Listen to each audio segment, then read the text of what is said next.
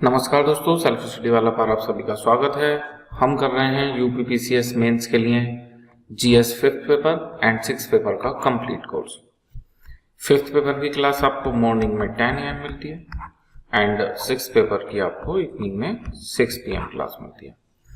तो ये अभी हमारी जीएस फिफ्थ पेपर की थर्ड क्लास है। शुरू की 2 क्लास में हमने बस यूपी का एक ओवरव्यू देखा, थोड़ा मैप समझा, थोड़े कुछ फैक्ट जाने। वो दोनों क्लास बेसिकली प्री के लिए काम की थी और उनकी जो अंडरस्टैंडिंग है वो आपको मेंस समझने में थोड़ी हेल्पफुल होगी। तो आज थर्ड क्लास से हम अपना मेंस स्टार्ट कर रहे हैं। सबसे पहले हम यूपी हिस्ट्री शुरू करेंगे। ये लेक्चर इस बुक पे बेस्ड है, जीएस फिफ्थ पेपर की हिंदी इंग्लिश दोनों लैंग्वेज में आपको मिल जाएगी। तो आप अपना समय बचाना चाहते हैं तो इन्हें परचेज कर सकते हैं। इनका लिंक आपको नीचे वीडियो में मिल जाएगा। So hello guys, this is me, Mohit Sharma, Director Sankalp IAS Academy, having more than 15-year experience in the field of civil service exam. And my single goal behind this series is to become your favorite teacher. और उसका रास्ता जाता है quality content से, कि जितना अच्छा आपको पढ़ाया जाएगा उतना अच्छा आपको लगेगा। तो प्लीज़ अपना रिव्यू ज़रूर दें, कमेंट सेक्शन में लिख के ज़रूर बताएं कि आपको ये वीडियोस कैसे लग रहे हैं, जिससे कि हमारी जो मेहनत है वो सफल हो।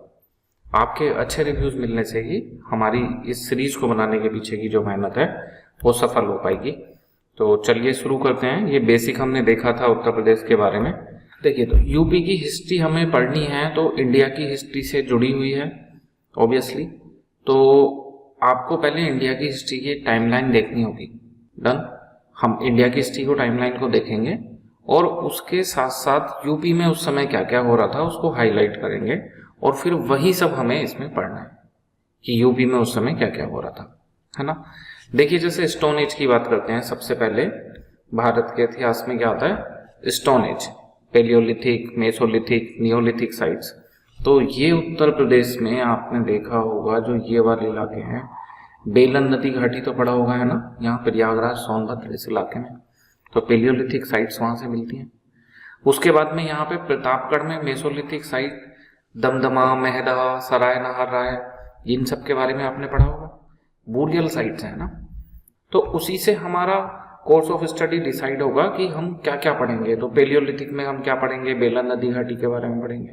मीसोलिथिक्स में जो बूरियल साइट्स मिली हैं वो पढ़ेंगे। नियोलिथिक एज में यहाँ पे लहुरा देव, है ना, जो अभी संत कबीर नगर में चावल का प्राचीनतम साक्ष्य माना जा रहा है। उससे पहले कोल्डीवा।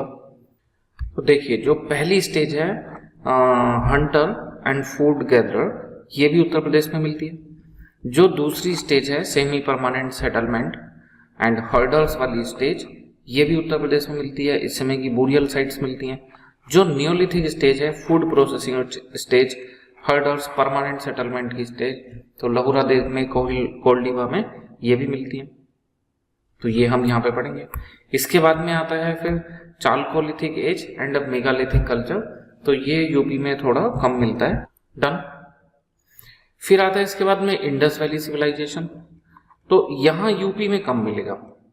यूपी में जिन्होंने पढ़ा होगा तो कि बस जो ये वेस्टर्न यूपी का इलाका है, तो वेस्टर्न यूपी में मेरठ का आलमगीरपुर उसका पूर्वी छोर था। तो इधर थी सिंधु घाटी सभ्यता, है ना। तो उत्तर प्रदेश में ज्यादा वहां से बनेगा नहीं, क्योंकि उसका पश्चिमी उत्तर प्रदेश में उसका पूर्वी विस्तार था। तो यहाँ उत्तर प्रदेश में उसका विस्तार ही नहीं था, तो क्या पढ़ेंगे, है ना। तो स्टोन एज में क्या पढ़ना है? शुरू से तीनों कल्चर कि हंटर फूड गैदरर वाली स्टेज भी है एंड फिर हर्डर्स वाली स्टेज में भी एंड फूड प्रोड्यूसर, वो तीनों यूपी में काम किए। अभी उनमें क्या पूछा जा सकता है वो हम PYQ देख के पता लगाएंगे। तो अभी के लिए आप ऐसे समझो, ये उतना अपने काम का नहीं है इंडस वैली सिविलाइजेशन, फिर भी इस पे क्वेश्चन आए हुए देखेंगे अभी क्या क्वेश्चन है। बस इसकी साइट्स पूछ ली थी क्या है। वैदिक एज या आयरन एज, वैदिक सिविलाइजेशन। तो देखो, वैदिक एज में यूपी का महत्व थोड़ा सा बढ़ जाता है। इसको उत्तर प्रदेश को ऋषि मुनियों की तपोस्थली, यानी कि place of पीनेंस of great sex, ये कहा गया है। एक आध ऋषि मुनि बता सकते हो पोस्ट करके कि जो इस समय फेमस रहे हों?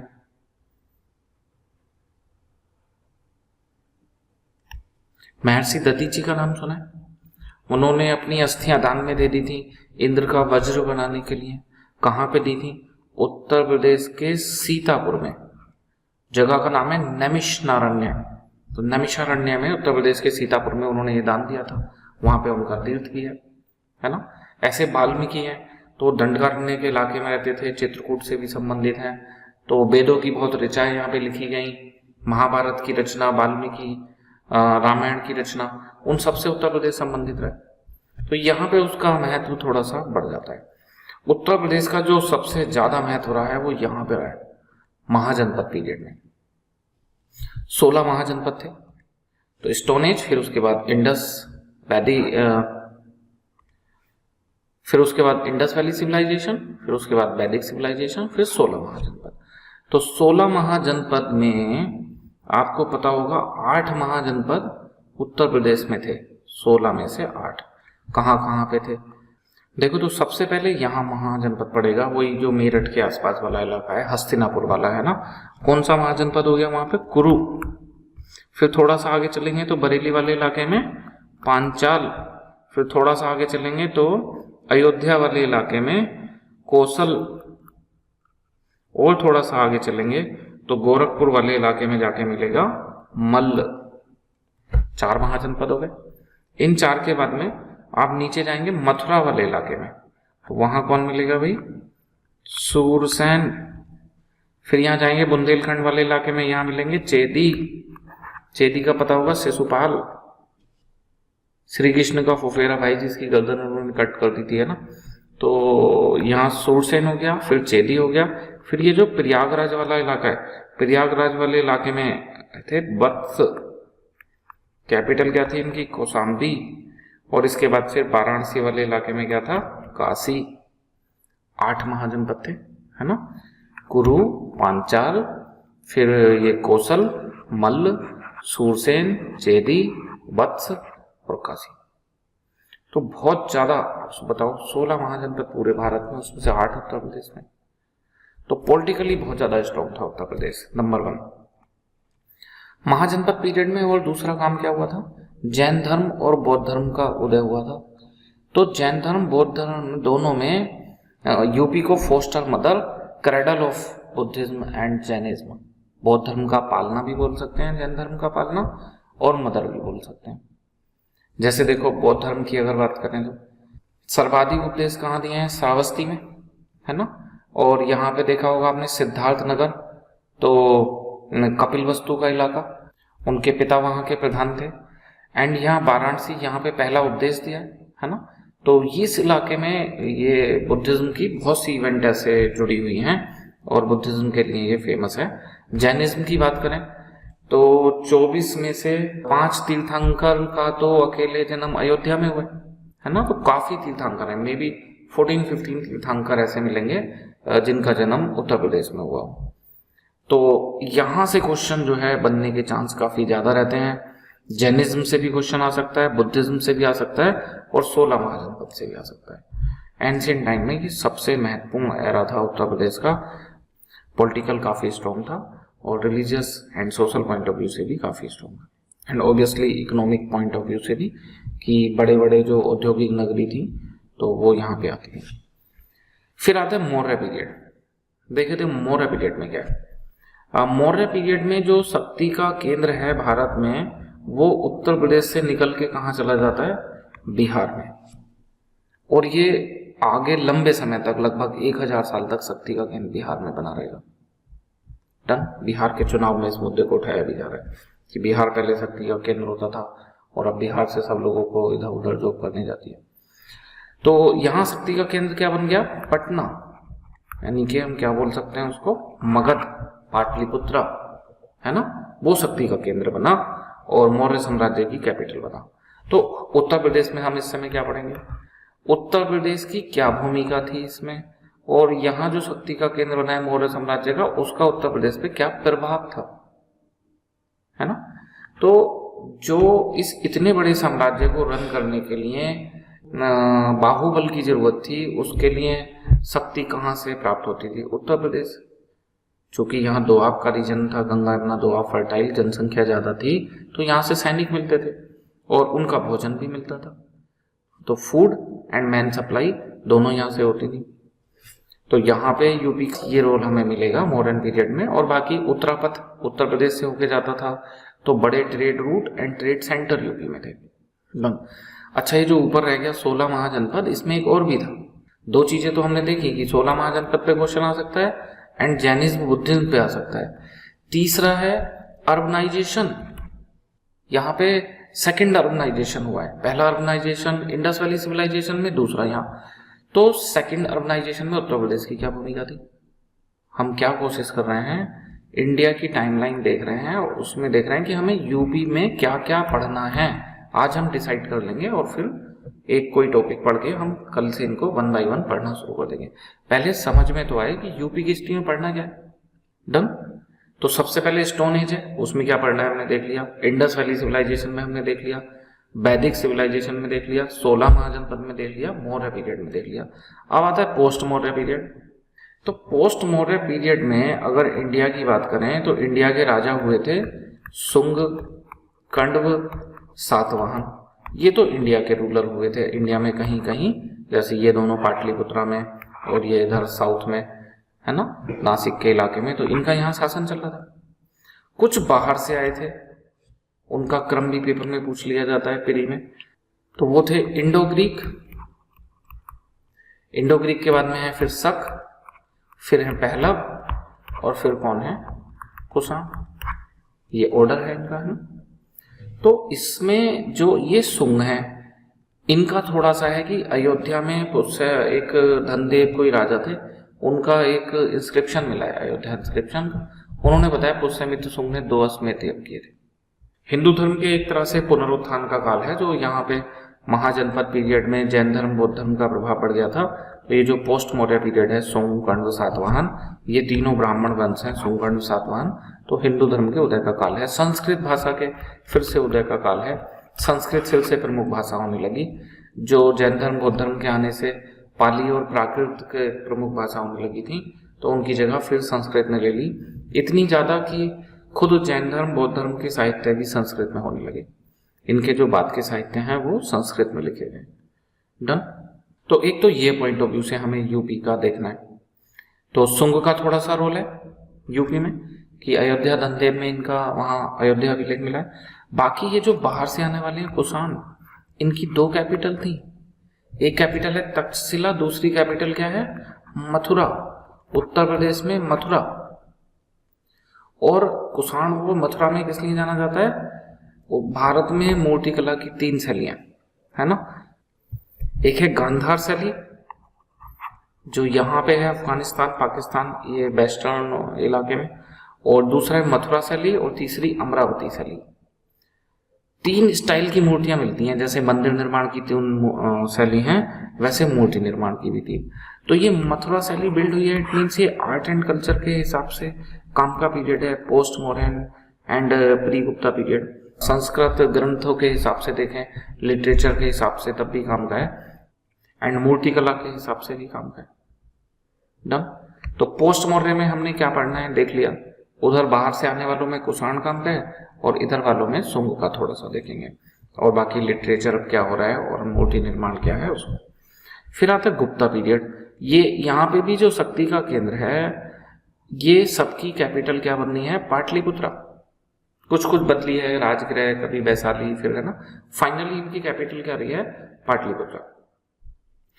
तो यहाँ सब जगह शक्ति का केंद्र, तो देखो यहाँ से यहाँ तक बिहार में ही रहा है। तो गुप्ता पीरियड में यूपी में क्या फेमस है, एक तो समुद्रगुप्त की प्रयाग प्रशस्ति, जो समुद्रगुप्त के लिए उसके दरबारी कवि हरिशेन ने लिखी है, उस पर सीधा डायरेक्ट क्वेश्चन आ सकता है ना। दूसरा कि गुप्ताओं के बाद में सामंती व्यवस्था की शुरुआत हुई और उसका उत्तर प्रदेश की राजनीति और उन सब पे भी प्रभाव रहा, तो ये हम यहाँ पे पढ़ेंगे ना। तो ये इतने लंबे पीरियड तक यूपी का डायरेक्ट कोई रोल नहीं है और यहाँ से क्वेश्चन के चांस भी कम है। यहाँ से क्वेश्चन के चांस महाजनपद पीरियड से ज्यादा है। फिर पोस्ट गुप्ता पीरियड आता है तो यूपी का महत्व फिर बढ़ने लगता है। गुप्ता पीरियड के बाद में हर्षवर्धन, इनकी वर्धन डायनेस्टी, देखो तो ये जो टाइम था, इसमें इस पूरे उत्तर भारत के इलाके में हर्षवर्धन ने अपना कंट्रोल ले लिया था। उसको सकलोत्तर पथनाथ, इस तरह का कोई टाइटल भी लिया था उसने, पूरे उत्तर का स्वामी, है ना। इसकी सिस्टर का विवाह होता है उत्तर प्रदेश में कन्नौज में है मोखरी वंश, कन्नौज में मोखरी, और इसकी सिस्टर की कहानी आपने हिस्ट्री में पढ़ी होगी, है ना। बंगाल के शासक ने और जो मगध के उत्तरवर्ती गुप्त हैं उन्होंने मिलकर इसके हस्बैंड को मार दिया था। फिर हर्षवर्धन का भाई जाता है तो उसको भी उन्होंने धोखे से मार दिया था। फिर हर्षवर्धन जाके उसको बचाता है और कन्नौज में अपने शासन की जो पीठ है वो चलाता है। पहले उनका शासन थानेश्वर से चलता था, फिर उन्होंने कन्नौज को एक तरह से राजधानी बनाया और उस समय कन्नौज का बहुत ज़्यादा ख्याति हुई और वो इकोनॉमिकली पॉलिटिकली बहुत स्ट्रांग हो गया। तो उत्तर प्रदेश में फिर से पावर सेंटर आ गया, पाटलिपुत्रा की जगह पावर सेंटर फिर कहाँ हो गया, ये गुप्ता पीरियड के बाद वर्धन डायनेस्टी वाले पीरियड में कन्नौज। लेकिन इनका कोई आगे वंश ना होने के कारण ये साम्राज्य जल्दी ही विकटित हो गया।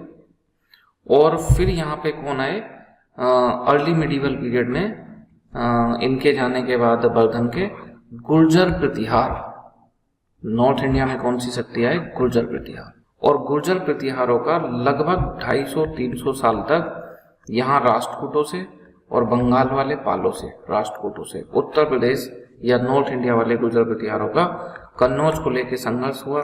उसको ट्राई पार्टिएट स्ट्रगल बोलते हैं। अब समझ में आ गया होगा कि ये जो पोस्ट गुप्ता पीरियड है यहाँ पे क्या क्या पढ़ना है। यहाँ हर्षवर्धन कन्नौज में महासभा बुलाता था, वहाँ उसकी राजधानी थी और वहाँ उसका किला था, तो उन सब के बारे में पूछा जा सकता है। अर्ली मिडिवल की बात करें अगर तो गुर्जर प्रतिहार और उत्तर प्रदेश पे उनका क्या प्रभाव था ये पूछा जा सकता है। गुर्जर प्रतिहार ट्राईपार्टिएट स्ट्रगल में भाग ले रहे हैं, तो ट्राईपार्टिएट स्ट्रगल क्या था, उत्तर प्रदेश के लिए उसका क्या महत्व था और उत्तर प्रदेश पे उसके क्या प्रभाव हुए, ये पूछा जा सकता है ना। क्योंकि नया सिलेबस है, कोई स्टैंडर्ड बुक मार्केट में नहीं है, तो हम केवल गैस कर सकते हैं कि जो पूरी ओवरऑल हिस्ट्री है उसकी यूपी के अकॉर्डिंग क्या रिलेवेंसी है और क्या क्या चीज़ें पूछी जा सकती हैं। हम जितना अच्छा गैस करेंगे, जितने अच्छे टॉपिक सब टॉपिक बनाएंगे, तो पेपर में क्वेश्चन वहाँ से आने के चांस उतने ज़्यादा होंगे। तो आप चिंता मत करो, सारे टॉपिक बहुत डिटेल में कवर किए जा रहे हैं। 2 साल पहले इस बुक को लिखा गया और अभी 2 साल का पेपर हुआ है और वो पूरा इससे कवर हो रहा है और आगे भी इसको लगातार अपडेट किया जाएगा कि आगे भी इससे आपका पेपर कवर होता रहे। आप कहीं इसकी तुलना करके देखो तो मे भी आप पाओगे कि यूपी स्पेशल की ये बेस्ट बुक होने वाली है। इसके बाद में ये सल्तनत पीरियड है, तो सल्तनत पीरियड से पहले 2 हमले हुए हैं। एक हुआ है महमूद गजनी का हमला और एक गौरी का हमला, है ना। तो इनकी क्या उत्तर प्रदेश में कोई रोल है, पहले वो पूछे जाएंगे, फिर दिल्ली सल्तनत पढ़ेंगे। ये जो राजपूत पीरियड है इसकी बात चल रही है ये, है ना, जब ये 2 हमले हुए हैं गजनी और गौरी वाले। तो गजनी के हमले तो मेनली लूट के लिए होते थे। तो उत्तर प्रदेश के जो बड़े शहर हैं, जैसे कि जो उस समय के व्यापारिक केंद्र होते थे, जैसे मथुरा, कन्नौज एंड वाराणसी, इनको लूटा गया। प्री में इनका क्वेश्चन भी आ जाता है, सीक्वेंस या डेट की इनको कब होता है ना, तो जैसे 1018 यहाँ मथुरा एंड मथुरा के साथ में कन्नौज दोनों की लूट की गई, मथुरा और कन्नौज दोनों में। इसके बाद 1019 अगली बार जो है वाराणसी को लूटा गया। तो यहाँ बस गजनी का ये प्रभाव आ सकता है। तो हम बोलेंगे कि आर्थिक गतिविधियां रुक गई और राजनीतिक रूप से कि उसे छोटे छोटे केंद्रों में वो बट गया, बड़ी सत्ता का अभाव था, ये सब चीजें आ सकती हैं। फिर है गौरी वाला पोर्शन। तो गौरी में क्या पूछ सकते हैं, देखो तो गौरी के टाइम में उत्तर प्रदेश में कुछ पावर थी, कौन कौन थी पहले वो देख लो आप। राजपूत पीरियड चल रहा था ये। तो ये जो वेस्टर्न यूपी है, यहाँ तो दिल्ली के शासक या अजमेर के चौहान, दिल्ली के चौहान, है ना, तो ऐसे। तो उसमें कौन थे, पृथ्वीराज चौहान। वेस्टर्न यूपी में इनका इन्फ्लुएंस था, है ना, पृथ्वीराज चौहान। ओके, ये जो बुंदेलखंड वाला इलाका है, तो बुंदेलखंड वाले में राजा होते थे चंदेल, और चंदेलों में एक नाम आपने जरूर सुना होगा, विद्याधर, है ना। गौरी को कि उन्होंने उसके आक्रमण को सफलतापूर्वक रोका, उसका उनको क्रेडिट दिया जाता है विद्याधर का। और ये वाला जो इलाका है यहाँ कन्नौज के पास वाला, तो कन्नौज में पहले तो हर्षवर्धन था, उसके बाद वहां पे आए गुर्जर प्रतिहार। इस समय कन्नौज में थे गहड़वाल, और यहाँ के राजा का नाम सुना होगा जयचंद। आज भी कोई धोखाधड़ी का नाम काम करे तो उसको कहते हैं ये जयचंद है। पढ़ेंगे इन्होंने क्या करा था ऐसा जो इनको जयचंद बोला जा रहा है ना, सही बोला जा रहा है या गलत बोला जा रहा है। तो गौरी ने इनको हराया। जैसे पृथ्वीराज चौहान, तो तराइन की first battle and second battle है ना, 1191 1192, ये 2 बैटल। तो ये पूछी जा सकती हैं, हालांकि ये पूरा सीधे उत्तर प्रदेश से रिलेटेड नहीं है, पर चूंकि वेस्टर्न यूपी में उनका इन्फ्लुएंस था, उस समय के बड़े राजा थे, तो ये दोनों पूछी जा सकती हैं। फिर ये जो गहड़वाल हैं 1194 कौन सी बैटल में हारे थे? अगर याद है तो वीडियो पॉज करके फटाफट लिख दो कमेंट में, और नहीं याद है तो थी बैटल ऑफ चंदावर। जयचंद्र से याद हो जाएगा, चंद्र चंदावर, है ना, आसान है याद रखना, कोई भारी काम नहीं है। तो ये दोनों लोग हारे 1191 में, तो ये जीते थे, 92 में हारे, फिर ये 1194 में हारे। और इनका माना जाता है कि ना हारे ना जीते, इन्होंने उस आक्रमण का सफलतापूर्वक सामना किया या उसको सफलतापूर्वक रोक पाए। डन। तो यहाँ ये सब चीजें पूछी जा सकती हैं। ये जो पीरियड है आपका अर्ली मिडिवल पीरियड, इसमें राजपूत पीरियड में ये 3 बातें। और ट्राइपार्टिएट स्ट्रगल किस में आ रहा है? इसके जो शुरुआती, इसको 2 पीरियड में ब्रेक करते हैं एक्चुअली, पहला ट्राई पीरियड और फिर दूसरा राजपूत पीरियड। तो ट्राइपार्टिएट पीरियड में आ सकता है यहाँ पे ट्राइपार्टिएट स्ट्रगल कन्नौज को, एंड राजपूत वाले में बता दिया, ये तराइन भी आ सकता है एंड चंदावर का युद्ध भी आ सकता है, दोनों उत्तर प्रदेश से रिलेटेड है। फिर पहुंचते हैं दिल्ली सल्तनत में। तो दिल्ली सल्तनत में तो सत्ता का केंद्र दिल्ली चला गया। प्राचीन भारत में सत्ता का केंद्र उत्तर प्रदेश, फिर कहाँ चला गया? बिहार, पाटलिपुत्र, है ना। उसके बाद कहाँ गया? उत्तर प्रदेश में फिर से कन्नौज में, और अब सत्ता का केंद्र कहाँ चला गया? दिल्ली में। डन। तो जब दिल्ली में सत्ता का केंद्र था तो उत्तर प्रदेश में बदायूं थोड़ा बहुत फेमस था, है ना, इल्तुतमिश का बारे में आपने पढ़ा होगा। लेकिन जैसे दिल्ली सल्तनत में बारी बारी से 5 राजा हुए हैं ना, पहले गुलाम वंश हो गया, फिर खिलजी, फिर तुगलक, फिर सैयद, फिर लोदी, है ना।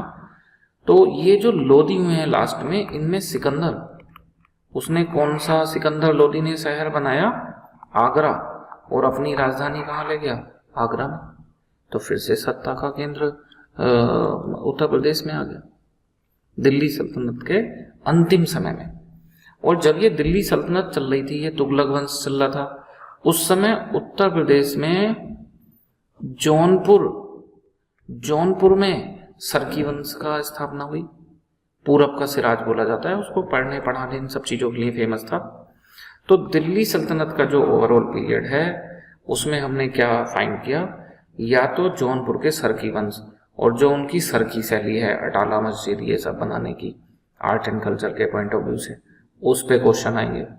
पूरब का सिराज क्यों कहा जाता है, इस पे पूछा जा सकता है। या फिर ये जो आगरा की स्थापना है और शक्ति का केंद्र आगरा में स्थापित हुआ है, ये सब है ना। या क्या पूछा जा सकता है, पूरे ओवरऑल दिल्ली सल्तनत का उत्तर प्रदेश पे क्या प्रभाव था? तो कई तरह के प्रभाव थे। सत्ता के केंद्र बदल रहे थे, अर्थव्यवस्था के केंद्र बदल रहे थे। जो जगह पहले मथुरा, अयोध्या, काशी की थी, अब उसकी जगह आगरा, अवध, नए नए सत्ता के केंद्र आने लगे थे, है ना, आगरा, फतेहपुर सीकरी, अवध। तो काफी सारे प्रभाव थे। पलायन हो रहा था बहुत लोगों का, एंड डेमोग्राफिक चेंज हो रहा था, मुस्लिम धर्म का आगमन था, तो उससे डेमोग्राफी चेंज हो रही थी। तो इस तरह की चीजें यहाँ पे पूछी जा सकती हैं सल्तनत पीरियड से। डन। शुरू से देख रहे हैं। सबसे पहले हिस्ट्री में पाषाण काल, तो उत्तर प्रदेश में क्या आ सकता है ना। तो हमने देखा तीनों ही स्टेज यूपी में मिलती हैं। आईवीसी, इसमें ज्यादा कुछ नहीं मिलता, बस पश्चिमी उत्तर प्रदेश में 4-5 साइट है, और वो ही इन्होंने पूछ लिया। वैदिक एज की बात करें तो ऋषि मुनियों की तपस्थली थी, और मतलब कि जो उसका लिटरेचर पे प्रभाव था, उस तरह की चीजें यहाँ पे है। ये बहुत महत्वपूर्ण पीरियड है महाजनपद। यहाँ से कई चीजें आ सकती हैं। नगरीकरण पे भी क्वेश्चन आ सकता है महाजनपद से, नगरीकरण या अर्बनाइजेशन। यहाँ से हम बात करें तो जैन धर्म पे भी क्वेश्चन आ सकता है, बौद्ध धर्म पे भी क्वेश्चन आ सकता है, और यहाँ 16 महाजनपद पे भी क्वेश्चन आ सकता है। यहाँ की सामाजिक आर्थिक स्थिति पे भी क्वेश्चन आ सकता है। काफी महत्वपूर्ण ये है। मौर्य पीरियड, फिर यहाँ से बताया ज्यादा क्वेश्चन नहीं बनेगा, बस आर्थिक केंद्र था और हम वहाँ man supply and food supply ये सब चीजें यहाँ पे हो रहे थे। पूर्वी उत्तर प्रदेश में ज्यादा विकसित था उस समय यहाँ, क्योंकि ज्यादातर व्यापारिक केंद्र वहां स्थित थे। पोस्ट मौर्य में देखा कि सुंग के बारे में कुछ आ सकता है, या कुषाण, मथुरा कला, है ना, वो सब आ सकते हैं। गुप्ता पीरियड की बात करें तो जो गुप्ता पीरियड में टेम्पल बने हैं इनिशियल स्टेज में, वो यहाँ पे बने हैं। एंड प्रयाग प्रशस्ति है समुद्रगुप्त की, उस पर क्वेश्चन आ सकता है। तो इस तरह की चीजें यहाँ आ सकती हैं। अगर पोस्ट गुप्ता पीरियड की बात करें तो हर्षवर्धन के समय पे पूछा जा सकता है। कन्नौज एक सत्ता का केंद्र बन गया था, वो आ सकता है। Early medieval period, Rajput period, इसको दो में डिवाइड करें तो पहले गुर्जर प्रतिहार ट्राइपार्टिएट स्ट्रगल है, उसके बाद में फिर गजनबी के आक्रमण है, गोरी के आक्रमण है। तो गजनी गोरी के आक्रमण ये दोनों यहाँ पे आ सकते हैं। गोरी के आक्रमण की बात करें तो उसमें तराइन का युद्ध है, चंदावर का युद्ध है, ये पेपर में आ सकता है। सल्तनत पीरियड में देखें तो जौनपुर का सरकी वंश आ सकता है, पूरे सल्तनत पीरियड का प्रभाव आ सकता है। आगरा कैसे सत्ती का केंद्र बनना था वो आ सकता है। मुगल पीरियड में अब क्या आ सकता है इसके बाद? देखो, मुगल पीरियड में शुरुआत से ही जो राजधानी रही है वो क्या रही है कि जैसे मान लो आगरा राजधानी हो गई, फिर आगरा से क्या बना दिया उन्होंने, फतेहपुर सीकरी। तो फिर सत्ता का केंद्र जो है वो उत्तर प्रदेश में आ जाता है, आगरा, फतेहपुर सीकरी। और जैसे जब दिल्ली सल्तनत चल रही थी तब उत्तर प्रदेश में एक प्रोविंशियल पावर बनी जौनपुर में सरकी वंश। तो ऐसे जब मुगल चल रहे थे तो मुगलों का जो लेटर मुगल पीरियड है उसमें उत्तर प्रदेश में कौन सी डायनेस्टी आई है, अवध के नवाब। तो Nawab of Awadh, Nawab of Awadh art and culture के लिए भी फेमस है ना। फिर 1857 की लड़ाई में भी जो अंतिम नवाब थे, है ना, वाजिद अली साहब, बेगम हजरत महल, तो उन सब का रोल भी आ सकता है। और इनके बाद में तो फिर सीधा ब्रिटिशर्स, है ना। उत्तर प्रदेश का स्वतंत्रता संग्राम में क्या रोल था, कौन लोग स्वतंत्रता संग्राम में शामिल हुए, इस तरह की चीजें पूछी जा सकती हैं। नेशनल मूवमेंट में यूपी का क्या रोल था ये। तो उम्मीद है हमने एक पूरी टाइमलाइन देख ली है हिस्ट्री की, और उसमें उत्तर प्रदेश से क्या क्या आ सकता है वो हमने देखा है। ठीक, अभी जो 2 साल के क्वेश्चन आए हैं इस टाइमलाइन के अकॉर्डिंग, उन्हें हम एक बार जल्दी से आपको दिखाते हैं अपने यूपीपीसीएस मेंस नेविगेटर में। तो हमको चलना है 5th पेपर में और यूपी हिस्ट्री में। देखिए, तो 2024 में क्वेश्चन आया है प्रयागराज पे, और 6ठी शताब्दी ईसा पूर्व में उत्तर प्रदेश में अवस्थित प्रमुख गणराज्य, भी बता रहे थे ना 16 महाजनपद, वही है ये प्रमुख गणराज्य। 6वीं शताब्दी ईसा पूर्व में कह रहे हैं उनकी राजनीतिक व्यवस्था के बारे में लिखिए। तो पता ही है 16 महाजनपद से क्वेश्चन के काफी चांसेस हैं। कह रहे हैं प्राचीन उत्तर प्रदेश में नगरों के उदय के कारण, बताया था 16 महाजनपद में नगरीकरण भी है, 16 महाजनपद भी है इस टाइम पीरियड में, इसमें जैन धर्म भी है, इसमें बौद्ध धर्म भी है। तो एक तरह से दोनों क्वेश्चन यहाँ से आ रहे हैं ना। हालांकि उन्होंने चूंकि प्राचीन उत्तर प्रदेश में पूछा है तो हम आईबीसी की भी बताएंगे, ये भी बताएंगे, फिर दिल्ली सल्तनत के समय पे कुछ थोड़ा नगरीकरण हुआ तो हमें जाना पड़ेगा, बट ये उसका एक पार्ट तो है ना। फिर देखिए 23 में क्या क्वेश्चन आया, बौद्ध धर्म के प्रचार प्रसार में उत्तर प्रदेश का महत्वपूर्ण स्थान। समझ रहे हो ना, अगर आपने बारीकी से सिलेबस समझा है तो आप आसानी से गैस कर लोगे। हमने पहले ही बता दिया 16 महाजनपद पीरियड सबसे महत्वपूर्ण पीरियड है उत्तर प्रदेश के इतिहास का। डन। तो उत्तर प्रदेश में हड़प्पा सभ्यता से संबंधित पूरा स्थल लिखो। तो हमने बोला था आईबीसी ज्यादा महत्वपूर्ण नहीं है, बस पश्चिमी उत्तर प्रदेश में 5-6 साइट हैं। तो उसने वही पूछ लिया 125 शब्द में कि लिखो वो जो भी 5-6 साइट है ना। प्रयागराज का क्वेश्चन उससे पहले 2019 में आया। तो जो मेन क्वेश्चन है हिस्ट्री से वो ये क्वेश्चन है। तो अभी तक तो इन्होंने 16 महाजनपद पीरियड ही इनका मेन फोकस है, बाकी शहरों के हिसाब से प्रयागराज को बार बार पूछा गया है। बाकी और जो प्रमुख शहर हैं वो भी पूछे जा सकते हैं, है ना। प्राचीन और मध्यकाल से ये चीजें आ रही हैं अभी तक। इसके अलावा जो मॉडर्न एज है वहां से देखो स्वतंत्रता संग्राम में क्या यूपी का योगदान है है ना। तो इस टॉपिक को जब हम पढ़ेंगे तभी देखेंगे। अभी जो हमने शुरू में पढ़ना है प्राचीन काल और मध्यकाल, उसमें आपको ये क्वेश्चन मिले देखने के लिए। अब हम इसका अंदाजा लगा के बाकी में जाएंगे। तो जैसे हम स्टोन एज में जाएं तो इन्होंने पुराने में क्या पूछा है, संबंधित पुरास्थलों की पहचान कीजिए। तो मतलब जो एंशिएंट साइट हैं वो पूछी जा रही हैं कि जो इंडस वैली सिविलाइजेशन है उसके उत्तर प्रदेश में कौन कौन सी साइट्स हैं उनको लिखिए। तो हम स्टोन एज में भी यही करेंगे कि स्टोन एज की यूपी में कौन सी साइट मिली है ना।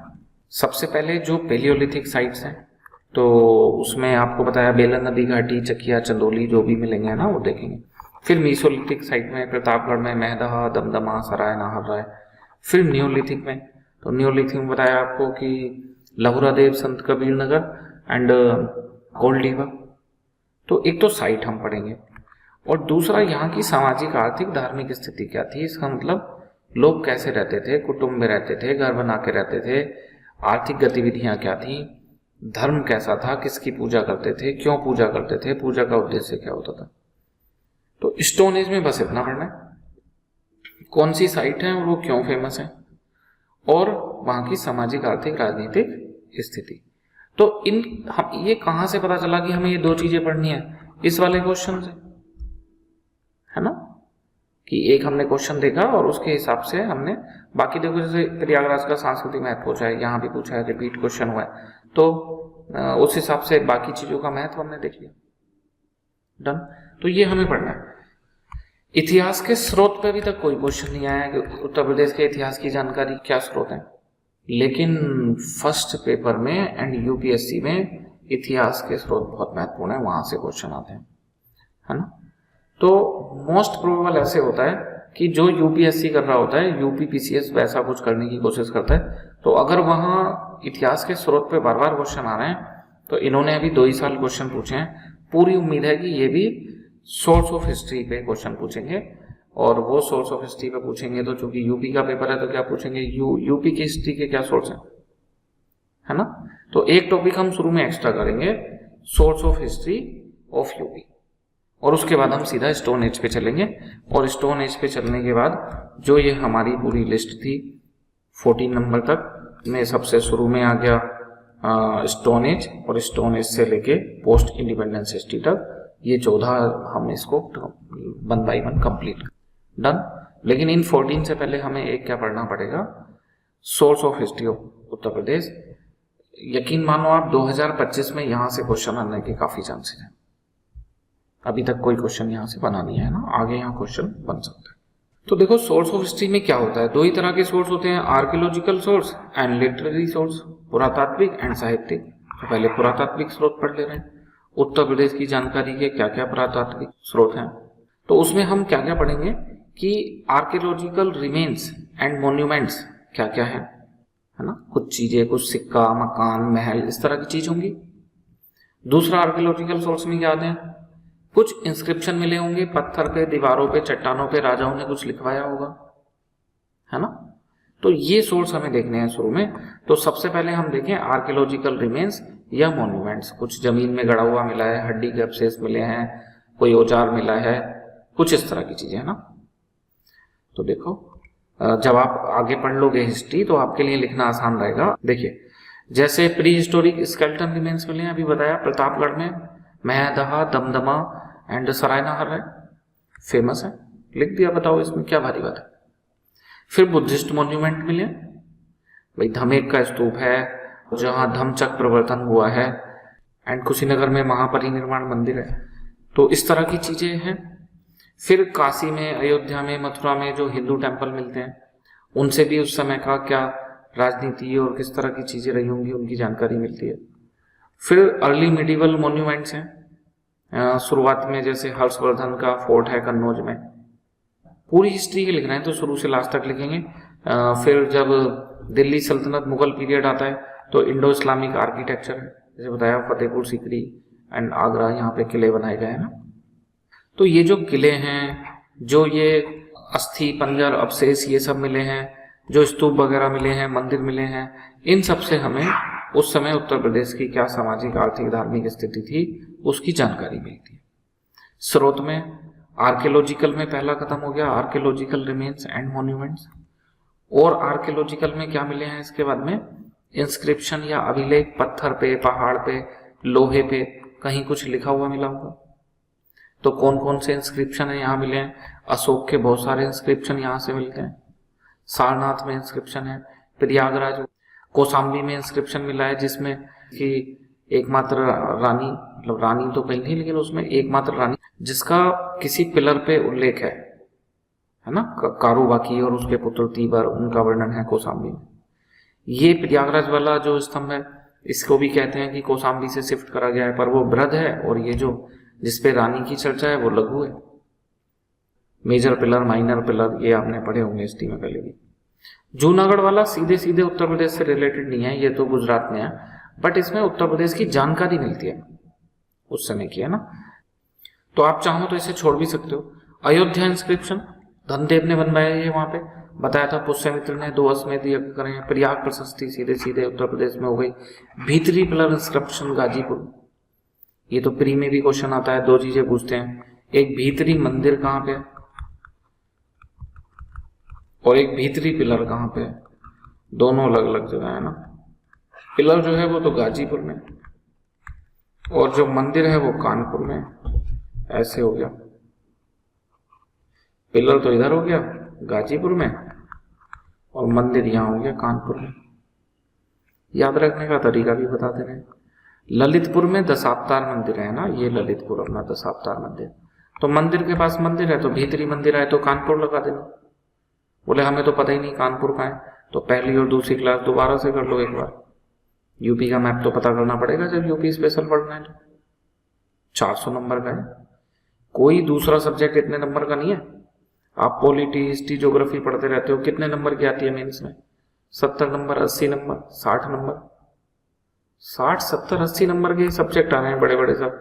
Polity, economics, geography, history. Economics मान लो थोड़ा ज्यादा 100 नंबर की आ जा रही है, तो ये बाकी तो सब ऐसे ही आ रहे हैं। ये सब मिला के जितना आते हैं यूपी स्पेशल उतना अकेला आता है 400 नंबर। सबसे ज्यादा स्कोरिंग आपका यूपी स्पेशल है 400, और दूसरे नंबर पे आपका स्कोरिंग है एथिक्स 200। इतना ज्यादा और किसी सब्जेक्ट से नहीं आता, सबसे 70, 80, 90 नंबर का आता है। तो 1500 नंबर का आपका पेपर है, 1500 में से 600 तो खाली ये 2 पूरे कर देते हैं, यूपी स्पेशल एंड एथिक्स। हम ये दोनों आपको करा देंगे और बेस्ट क्वालिटी में करा देंगे। डन। हिंदी इंग्लिश दोनों में सबसे ज्यादा स्कोरिंग ये दोनों चीजें हैं, यूपी स्पेशल एंड एथिक्स। तो ये हमने देख लिया। भीतरी पिलर इंस्क्रिप्शन गाजीपुर है ना, और भीतरी मंदिर आ जाए तो क्या कर देंगे कानपुर। अभी अपन उधर नहीं जा रहे, हमने क्या देख लिया, आर्कियोलॉजिकल रिमेन्स एंड मॉन्यूमेंट्स, और दूसरा इंस्क्रिप्शन। दोनों कैसे सोर्स हो गए अपना, आर्कियोलॉजिकल सोर्स। इसके अलावा देखो, अच्छा ये जो है भीतरी इंस्क्रिप्शन जिसकी अभी चर्चा चल रही थी गाजीपुर में, ये क्यों फेमस है? स्कंदगुप्त ने हूणों को हराया था, वो जानकारी मिलती है इससे, है ना। तो ये भी आप यूज कर सकते हो। मथुरा काशी में जो मंदिर है तो उनके पिलर पे इंस्क्रिप्शन है, तो मंदिर में इंस्क्रिप्शन है। फिर मिडिवल इंस्क्रिप्शन की बात करें तो वही जो प्रयाग प्रशस्ति है समुद्रगुप्त वाली, उसी में नीचे कुछ जहांगीर की भी 2 लाइनें लिखी हुई हैं। अपना पॉइंट बढ़ाने के लिए तो लिख ही सकते हैं, हालांकि ये उतना मेजर इंस्क्रिप्शन नहीं है ना। एक्चुअल में क्या है कि अभी तो क्वेश्चन सोर्स पे ही नहीं आया। यूपीएससी में सोर्स पे क्वेश्चन आते हैं तो वो आर्कियोलॉजिकल भी पूछ सकता है, वो लिटरेचर के क्या सोर्स हैं वो भी पूछ सकता है, वो संस्कृत लिटरेचर भी पूछ सकता है, और उसके अलावा आर्कियोलॉजिकल में अंदर जैसे कॉइन से क्या जानकारी मिलती है, इंस्क्रिप्शन से क्या मिलती है, आर्कियोलॉजिकल रिमेन से, ये सब टॉपिक हैं। जब पूरा बड़ा टॉपिक पूछ लिया जाएगा उसके बाद फिर ये सब टॉपिक बारी बारी से पूछे जाएंगे। तो यहाँ पे इतना लिखा हुआ है कि अगर खाली इंस्क्रिप्शन से क्वेश्चन आ जाए कि इंस्क्रिप्शन उत्तर प्रदेश की क्या जानकारी देते हैं, उदाहरण सहित लिखो, तो यहाँ पे देखो इंस्क्रिप्शन लिखे हुए हैं विद एग्जाम्पल, है ना। तो 2 चीजें हमने देख ली आर्कियोलॉजिकल सोर्स में, आर्कियोलॉजिकल रिमेन्स एंड इंस्क्रिप्शन। अब आता है उसके बाद में न्यूमिस्मेटिक यानी कि कॉइन। तो कौन कौन से राजा हुए हैं, उनके कौन कौन से कॉइन हुए हैं वो लिख देंगे। और कॉइन जानकारी क्या देते हैं, उनके ऊपर कभी देवी देवताओं के चिन्ह होते हैं तो धार्मिक जानकारी दे देते हैं।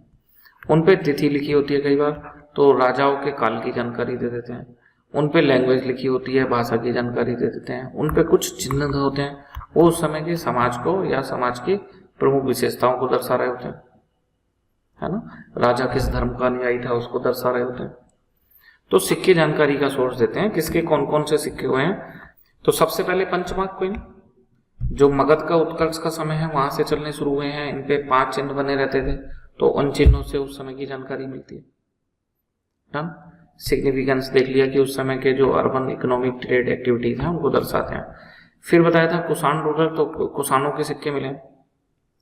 Image of deities and ruler, वहां पे शासक की भी इमेज है और इनकी भी इमेज है देवी देवताओं की। तो क्या यहां से ये नहीं बोल सकते कि राजा की देवी उत्पत्ति के सिद्धांत को दर्शाता है। आप उसकी मंदिर में मूर्ति लगा रहे हो, सिक्कों में देवी देवताओं के साथ छपा रहे हो, तो आप उसको देवतुल्य मान रहे हो, इसका मतलब राजा की देवी उत्पत्ति है।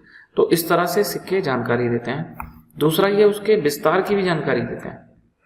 जिस जिस इलाके में सिक्के मिलते हैं ज्यादा, तो मान लिया जाता है कि राजा का यहाँ पे विस्तार था और यहाँ इसके सिक्के चलते थे। यहाँ कोई दूसरा राजा होगा तो उसके नाम के सिक्के चलते होंगे। डन। तो ये राजा के विस्तार को भी दर्शाते हैं। फिर कुषाण कॉइन के बाद में गुर्जर प्रतिहार के कॉइन है, फिर मुगल कॉइन है। डन। तो इनके बारे में दो चार बातें, जैसे गुर्जर प्रतिहार, एनिमल मोटिव, रिलीजियस फिगर, ये सब मिलेंगे। मुगल कॉइन में जो व्यक्ति की मूर्ति है उसको बनाना और उसकी पूजा करना तो उसको गलत माना जाता है। तो यहाँ पे किस तरह के चिन्ह मिलेंगे देखना। कैलीग्राफी है, पर्शियन इंस्क्रिप्शन है एंड जोएटिक मोटिव है और फूल, माला, पत्ती, चिन्ह इस तरह के। तो जो देवी देवताओं के और राजाओं के मोटिव थे वो नहीं मिलेंगे। तो वहां से उनके धर्म की जानकारी मिल रही है या उनके कल्चर की जानकारी मिल रही है। डन। तो इतना करके हमारा यूपी की हिस्ट्री के सोर्स पढ़ रहे थे, आर्कियोलॉजिकल सोर्स कंप्लीट हो गए। ये आ जाएगा तो 3 पार्ट में डिवाइड करके लिख देना। आर्कियोलॉजिकल रिमेन्स, जो मंदिर, मस्जिद, किले या जो कब्र मिली हैं या टूल्स मिले हैं वो सब इसमें आ जाएंगे। दूसरा आता है इंस्क्रिप्शन, तो पत्थर पे, पाषाण पे, लोहे पे जो भी लिखावट मिली है वो। और नंबर 3 आ जाता है न्यूमिस्मैटिक, कौन कौन से सिक्के मिले हैं और क्या जानकारी देते हैं। अगर पूरे सोर्स पे क्वेश्चन आया तो अब ये चुनौती है, आप इतनी सारी जानकारी 125 शब्द में कैसे लिख पाओगे। फिर तो बस ऐसे फ्लो चार्ट बनाना पड़ेगा कि सिक्के, और सिक्के बना के ऐसे बना दोगे कि पंचमार्क सिक्के, फिर उसमें कुछ की आर्थिक जानकारी देते हैं, फिर कोई दूसरे सिक्के, फिर ऐसे कुषाण राजा की देवी उत्पत्ति की जानकारी मिलती है। फिर तो यही लिख पाओगे बस, है ना। खाली आर्कियोलॉजिकल रिमेन्स आ गए तो थोड़ा डिटेल में लिख दोगे, और अगर इंस्क्रिप्शन या न्यूमिस्मैटिक ही पूछ लिए तब तो फिर ये काम आएगा आपका, इतना डिटेल में दिया हुआ है ना। तो आगे की तैयारी करके चल रहे हैं, और अभी भी मतलब हम एक जनरल ओवरव्यू दे रहे हैं कि जब तक बड़े क्वेश्चन नहीं पूछे जाएंगे तब तक छोटे नहीं पूछे जाएंगे, लेकिन इसकी गारंटी कोई नहीं है। हम बोल रहे हैं 90 से 95% ऐसा होगा। 5% ये भी हो सकता है वो सीधे न्यूमिस्मैटिक से ही क्वेश्चन पूछ ले, तो हम और आप उसका क्या कर लेंगे। तो ये हमारे आर्कियोलॉजिकल सोर्स कंप्लीट हो गए। दूसरा चलते हैं साहित्यिक स्रोत में, क्या क्या साहित्यिक स्रोत हैं। तो इन पे भी कैटेगराइज करा जा सकता है, जैसे रिलीजियस लिटरेचर क्या है। अब रिलीजियस आएगा तो हिंदू, बौद्ध, जैन, इन सबको देखेंगे। तो हिंदू वाले में क्या है, वेद, रामायण, महाभारत, भागवत गीता, पुराण। आप सबको इनकी जानकारी होगी, इसमें कोई नई बात नहीं है ना। वेदों से क्या जानकारी मिलती है, उस समय की ज्योग्राफी, जैसे गंगा नदी, यमुना नदी, उसका उल्लेख है तो वो सब। रामायण की अयोध्या भगवान राम की जन्मभूमि है और वो वहां के शासक थे। मथुरा, हस्तिनापुर, मथुरा, है ना, कुरुक्षेत्र, पश्चिमी उत्तर प्रदेश की जानकारी मिलती है, ऐसे लिख देंगे। भगवत गीता उस समय की जो समाज की दार्शनिक स्थिति थी, धार्मिक स्थिति थी, वहां की जानकारी देता है। पुराण तो जो तीर्थ स्थल हैं, वाराणसी, अयोध्या, प्रयागराज, वहां की जानकारी मिलती है। राजाओं की वंशावली भी मिलती है। हिंदू टेक्स्ट से बता दिया क्या क्या जानकारी मिलती है। फिर जैन टेक्स्ट है इसके बाद में, तो देखो भगवती सूत्र 16 महाजनपद की जानकारी दे रहा है, 8 उत्तर प्रदेश में थे इनमें, है ना। कल्प सूत्र है वो मथुरा को बर्थ प्लेस बता रहा है जैन टीचर्स का, उसकी जानकारी मिलती है। आचारांग सूत्र एंड तत्वार्थ सूत्र ये श्रावस्ती के पास एंड मथुरा के पास इनकी रचना हुई है, तो जैन से भी जानकारी मिलती है। बुद्धिस्ट में अगुत्तर निकाय वही 16 महाजनपद की जानकारी, तो 16 में से तो 8 ही थे, तो उत्तर प्रदेश की भी जानकारी है, फिर लिखेंगे ऐसे। सुत्त पिटक है और धम्म पद है, तो उसमें अष्टांगिक मार्ग है। अष्टांगिक मार्ग मुक्ति का मार्ग है, यही वो उपदेश है जो सारनाथ में दिया गया था, प्रथम उपदेश धम्म चक्र प्रवर्तन। तो इसमें सारनाथ, फर्स्ट सर्वानो, बुद्धा, उन सबकी जानकारी मिलती है। जातक कथा में उत्तर प्रदेश के बहुत से ऐसे शहर हैं जैसे संकीसा कि यहाँ पे रिबर्थ हुआ था, सारनाथ में पहला उपदेश दिया था, तो ये सब जानकारियां मिलती हैं। तो हिंदू धर्म, जैन धर्म, बौद्ध धर्म के ग्रंथों से क्या जानकारी मिलती है वो देख लिया। सेकुलर लिटरेचर, रिलीजियस के बाद में सेकुलर, कौटिल्य का अर्थशास्त्र है, इसमें उत्तर प्रदेश का वर्णन है। मेनली तो बताया कि इस समय सत्ता का केंद्र बिहार में पाटलिपुत्र था, बट इसमें उत्तर प्रदेश की भी जानकारी है। इसके बाद में और क्या है देखिए, पृथ्वीराज रासो, चंद्रबरदाई, तो वेस्टर्न यूपी में इनका था, तो इनकी किताब में उस समय के पश्चिमी उत्तर प्रदेश की जानकारी मिलती होगी, और यूपी में किस तरह की राजनीतिक स्थिति थी वो जानकारी मिलती होगी। अग्रदत्त गुप्त काल के प्रमुख वो रहे, तो इनकी जो रचनाएं हैं उनमें जानकारी मिलती है। गुप्त काल की मिलेगी, तो गुप्त काल में मेजर ट्रेड सेंटर यूपी में थे। बाणभट्ट ने हर्ष चरित्र लिखी है, खुद हर्षवर्धन ने 3 नाटक लिखे थे, रत्नावली, प्रियादर्शी का, नागानंदा। तो ये हर्षवर्धन तो उत्तर प्रदेश का ही मेन राजा है ना, कन्नौज इसका मेन सेंटर था। फिर आईने अकबरी, अबुल फजल, ये उस समय की जानकारी देता है। यूपीपीसीएस अभी इतना नहीं पूछेगा, यूपीएससी ने तो इतना तक भी पूछा हुआ है कि चीनी लिटरेचर से क्या जानकारी मिलती है, पर्शियन लिटरेचर से क्या जानकारी मिलती है, ऐसे भी कैटेगराइज किया हुआ है। फोरेन लिटरेचर में पर्शियन और ये सब भी। आप निश्चित रहो यूपी में भी कि विदेशी साहित्य क्या जानकारी देते हैं, धार्मिक क्या देते हैं, इतना ही पूछा जा सकता है, या ओवरऑल की उत्तर प्रदेश की जानकारी के क्या स्रोत हैं, इतना। बहुत डिटेल में अभी नहीं जाएगा, यूपीएससी भी शुरू में नहीं गया था डिटेल में, बट अब 13 साल हो गए उसको पूछते हुए, तो क्या पूछेगा, तो अब वो नई नई चीजें पूछता है। इनको तो अभी 2 ही साल हुए हैं, तो ये तो अभी यही पूछेंगे। तो फॉरेन ट्रेवलर, विदेशी साहित्य से क्या जानकारी मिलती है, तो मेगास्थनीज है ना, चंद्रगुप्त मौर्य के दरबार में आया, तो इसने उत्तर प्रदेश की भी जानकारी दी है, क्योंकि पूर्वी उत्तर प्रदेश लगा हुआ था उससे, तो उसकी जानकारी इसमें मिलती है। फायान, ये गुप्त शासन के समय में आया है ना, तो गुप्ता में भी बताया कि मेजर ट्रेड सेंटर था, और फायान हुएनसांग इन्होंने तो भारत की भी यात्राएं की हैं, तो वहां से जानकारी मिलती है। हुएनसांग तो हर्षवर्धन के समय में आया है, जो कन्नौज में महासभा होती थी उसमें इसको एक का अध्यक्ष भी बनाया गया था, तो ये कन्नौज आसपास की जो स्थिति है उनका सबका वर्णन करता है। अलवरूनी किताबुल हिंद, इब्न बतूता का रिहिला, प्री में भी ये सब नाम पूछे जाते हैं। तो इन किताबों की कुछ कुछ जानकारी देंगे, और ये अपना एक टोटल ओवरऑल कंप्लीट हो जाएगा कि उत्तर प्रदेश की जानकारी के क्या क्या प्रमुख स्रोत हैं। उसमें हमने पुरातात्विक स्रोत एंड साहित्यिक स्रोत दोनों पढ़ लिए। पुरातात्विक को भी 3 में कैटेगराइज करा, साहित्यिक को भी। पुरातात्विक को बोला था पहले आर्कियोलॉजिकल रिमेन्स, फिर बोला था इंस्क्रिप्शन, एंड फिर न्यूमिस्मेटिक, सिक्के हो गए, अभिलेख हो गए, और जो पुरातात्विक अवशेष हैं वो हो गए। इधर हमने देखा धार्मिक, और धार्मिक के बाद में फिर उसको लौकिक बोल सकते हैं, वैसे सेकुलर है ना, और नंबर 3 पे आते हैं विदेशी। तो यहाँ पे हो जाते हैं अपने religious, secular and foreign source. तो 2 बातें आज हमने पढ़ी, आप एक बार जल्दी से बता दो, ये दोनों क्लियर हैं। नंबर 1, शुरू से लास्ट तक यूपी में क्या क्या पढ़ना है वो हमने समझ लिया। पाषाण काल में क्या पढ़ना है, उसके बाद फिर आईबीसी में क्या पढ़ना है, वैदिक एज में क्या पढ़ना है, इतना सबको क्लियर है ना, उंगली पे याद कर लेना ये सारी चीजें है ना।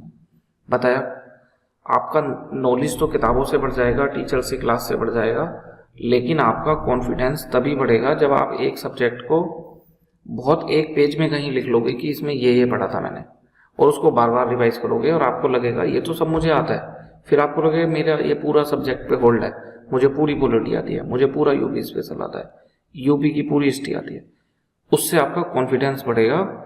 और कॉन्फिडेंस का उतना ही रोल है जितना नॉलेज का। 50% रोल आपके सिलेक्शन में आपकी नॉलेज का है और 50% कॉन्फिडेंस का।